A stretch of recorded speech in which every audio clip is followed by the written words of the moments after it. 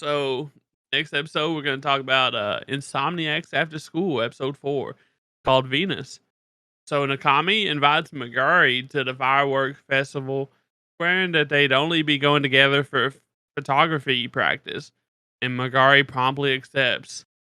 So this episode actually starts with the girls just chilling, hanging out, drinking some bubble tea after a long, hard test. Have y'all ever had bubble tea? Do y'all like it? What's up? That shit is delicious. I was just I've had bubble tea like once or twice maybe, and it's been pretty good. You know, there's this little place called Gong Cha around me that makes it. So that's where you gotta go get it. It's like a little chain. Nice. So I've only had like one thing like that. It's from Sonic. Is that it's got the little balls, the slushy with the little balls in it, you know? Very different. Sonic dog? Very different. Bubble tea is like milk tea with the balls, not a it's like the tapioca balls. Oh my god. It had the balls in it though, bro. I was almost getting choked. No, he was drinking like the balls you get at like the froyo place that taste like mangoes and strawberries and shit in the bottom of his slushy, calling it bubble tea. Yeah, that shit was choking me, bro. I was like, no, I ain't doing this shit again, bro. Just give me a regular slushy. That's hilarious. You know, I actually I had some girls introduce me to bubble tea when I was in like middle school. It's like a spot we used to meet up to go hang out on the river beforehand. Astronomy club? A different club. A different club. The hood rat shit with your friends club. Oh. Yeah, that's more like it. That sounds about right there. But no, yeah, I've had a lot of bubble tea. I'm a big fan. Okay, I see y'all. Yeah, but from that, Magiri actually starts inviting some of her friends to the meteor shower viewing that they're going to have in August. And they seemed really interested in it. I was a little surprised, but thinking back to being like a kid, you know, going to the school at night seems very, very fun. Is this something that you guys would have been interested in doing when you were younger? Only if there's girls up there, bro. Hey, facts. I was gonna say I went to all that stuff at school. Like, I mean, like the big thing for us is all the sporting events were at night because we had lights on the field. So like we'd all go hang out at that. It's the same kind of thing, you know. If I was like, oh, I could watch a meteor shower with all my classmates, that'd be really fun. Yeah, that is pretty cool. Do you think this gives like an opportunity to reintroduce some ghost type shit too? I don't think they will. I think they're just gonna make jokes out of it. I think Magiri is gonna try to like scare people. I think that'd be really fun. She's devious like that, so I'm expecting that from her. I could see that, but she's gonna be too busy with her new little boy toy she's got running around, you know? Hey, He don't even know, bro. But there was one friend there that I don't like her. It's which one was it? Motoko Kanikawa. She's the blonde girl. Mm-hmm. Who basically who doesn't like Nakami because he's smart. And she's like blaming, he finished his test and he's passed out on his desk.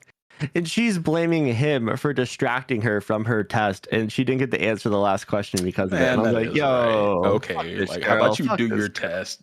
Would y'all be mad? Would y'all be mad if this turned into a polygon type thing instead of just a slow burn romance rom-com? Polygon type thing? Well, like a love triangle. 3 people, yeah. Polygon is 5, right? Well, that's what they call it, I think, or something in anime. I don't know. A harem, bro. Smaller harem. If this goes that way, I'm done watching. We're done. We're turning it off. What if blonde pigtail chick is actually crushing on the dude because he's smarter than her? No, and that comes into I think play she's later. just a hater, bro. I think she's out there with a fiery passion, dude. She's not crushing on him. She wants to watch him burn. You see that later in the episode when they're in home ec class and they're making aprons, and she's like, "I'm gonna fucking win. I'm gonna be done before him." And then she sews her skirt to the apron like an idiot. Hey, she's working too fast. I've seen a lot of slice of life and rom-coms, and usually this shit starts out like this, and then all of a sudden they're just trying to get each other, bro. Tyler, if you want us to keep watching this show, keep that to yourself because I'm not dealing with that shit. I'm an old man. I don't need that in my life. Oh shit. Okay. Now One, back to one, back to forget I said that. Forget I said yeah, that. so Magari invites her friends to the meteor shower that they're gonna have at the school, and everyone is like, "Oh, that's so awesome!" And then Motoko is like, "Yeah, but Nakami is the president, so fuck that guy. I guess I'll go." And I'm like, why are you gonna do what is that? that Like, even? That yeah. why What are is you that gonna do even? that? Yeah, no, she's just a straight hater. I don't think she has any romantic interest in our boy. But we also see Ukigawa getting involved in the astronomy club. He's between jobs right now, and he's saying, "Hey, I got some time to go hang out until my part-time job starts up." It's cool that we're gonna get introduced to some more characters. I think it would have gotten stale if we would have just been focused on our two main characters and maybe Yui, their Yeah, mentor. So I'm excited to get some more people up in the mix, get some more relationships going, because that's what's keeping me in this. I Some of think the goals, him Nakami working on his camera work, trying to perfect that has been pretty interesting to watch. But yeah, I think we need more characters, develop a little bit more depth, and that's going to keep me engaged on this. I think Yukagawa was just more interested in this other chick that Nakami was talking about, and I think that he wanted to see what Nakami was doing over there by himself. Oh, Going for to visit sure. some random alumni. what's up? Yeah, I was gonna say I did really like how they were playing shogi, and so basically, Nakami being a borderline genius here is probably kick ass at shogi. If you guys don't know what shogi is, it's Japanese chess. It's the same idea. And to throw Nakami off his game, Yukagawa just starts talking about Magari, like, "Hey, well, you've been hanging out with this girl a lot. What's up?" And he starts blushing like crazy, loses his focus on the game, and Yukagawa takes one of his pieces. I don't know which one it was, but I was like, "Yo, this guy's he's got the smarts. He's street smart." Oh, for sure. Yeah. Yeah, he had to find a way to get a leg up. I think he is interested in their relationship, but when they actually went to Yui's place, um, him and Nakami show up first, but he leaves when Magiri gets there, being a real bro. I think everybody could use a friend like this in high school. He's like, the third wheel should just leave, and he goes home on his bike. Um, so Huge. he's He's definitely just interested, but he's not too nosy, which I like that. I like him well, for that one. no, he's got to let him be, and he's got to let Let Nakami him do his. cook. He's got to let him cook exactly, and I thought that scene was hilarious, and I really enjoyed how it's actually. So he's like basically napping in a tent in front of this like video arcades, and somebody starts shaking the tent, and he gets all pissed off and is Yukagawa and is actually Magari, and he just starts blushing like crazy, like, "Oh shit, it's my girl." Are y'all liking like the speed at which their relationships coming together? So I think we saw this from a million miles away, but is it a little faster than what you guys expected? Slower? Well, I mean, it's been probably a week or two, right? And I feel like that's moving at a Yeah. pretty realistic pace. It's not like it's. I hate shows where shit just happens like instantaneously. So I'm glad it's kind of not not as slow of a burn as I thought it was going to be, but it's picking up. Hmm. For I sure. think the fireworks is that's a classic next step scenario. So we'll see what happens Oh Yeah. yeah, there. I'm pretty sure when we first started watching this, I was like, "There's going to be a fireworks thing at some point in this. It's going through I summer mean, come vacation. on. It's gonna happen." And what I think's cool is like it seems like they're like you said, Dan, it's the pacing for their relationship seems pretty good. It seems like it's developing naturally, right? You hang out with somebody, you get to know them, then you start to like them, I especially think as a kid. I think it's weird as hell, which I get it. The dude's like you said, a genius. He's kind of a little bit shy. We figured out, but I think it's still weird as hell that when McGarry pulls up and says hi to him, and he just like looks at her. It's just like, oh, peace, bro. Let's go. He's Don't even shy, say shit man. to her. He's Yeah, he is. shy. He's shy and he's in front of all her friends. And like, if you're put in that situation, you're shy, you're going to do the same thing. There's no doubt in my Oh mind. yeah, he ain't got At that kind least of say game yet. bye, bro, or hi. I don't know. Do something. Shit. Yeah, Ukigawa was like that was one way to say hello. That's just making it more awkward and confirming it even more. Oh, for sure. Now they Margiri both gonna doesn't get care teased though. even more. She So doesn't care. She knows what's going on here. Yeah. Um, to me, this is kind of like refreshing to see. I am 30 years old, and dating is very much more pointed than this. You go on a first date with somebody, and it's like, what are your fucking life goals?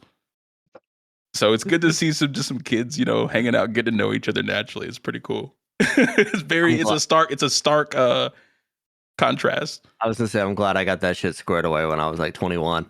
Hey, I'm happy for you. It's mean out these streets, dog. It's mean out here. Yeah. So we also Nakami and I don't know if I got his name, but one of the dudes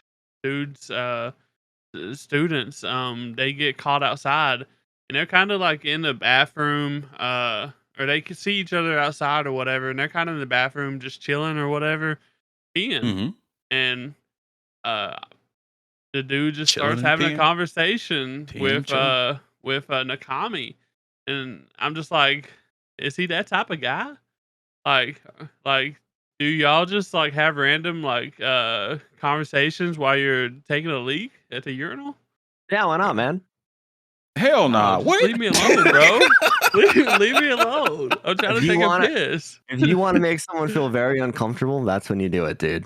And that's what he was doing. So this was so there's a scene before this where basically they have their big summer camping trip plant coming up, and they get put in groups based on their alphabetical order, and they're gonna have to do things, and he gets paired up with this guy whose name I can't remember either.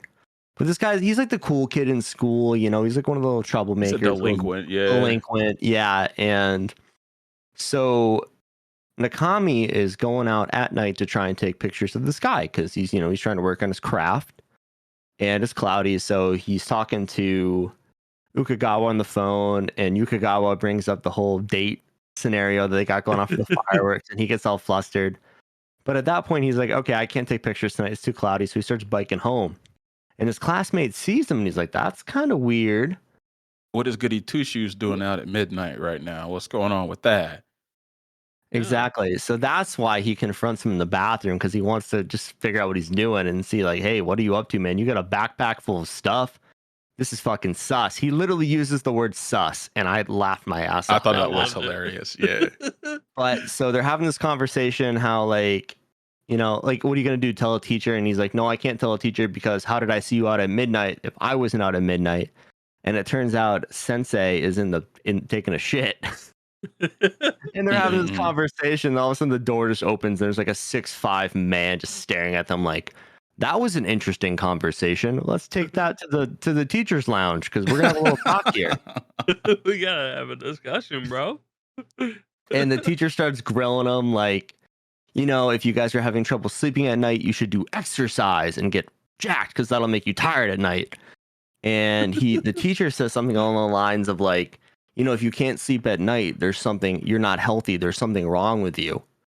And that brings Nakami back to when Magiri was like, hey, I was really sick as a kid and I had problems. And, I don't want to tell people about this because they're going to assume these problems are coming back. So when Nakami hears this, he gets set off and he calls his teacher an asshole, which is pretty bold. Oh yeah, that's way outside of his character right there. I was shocked. I was like, holy shit, I did not see that coming from him. No, I did not see that going there at all. So that'll be fun to see how he actually reacted to that in the next episode.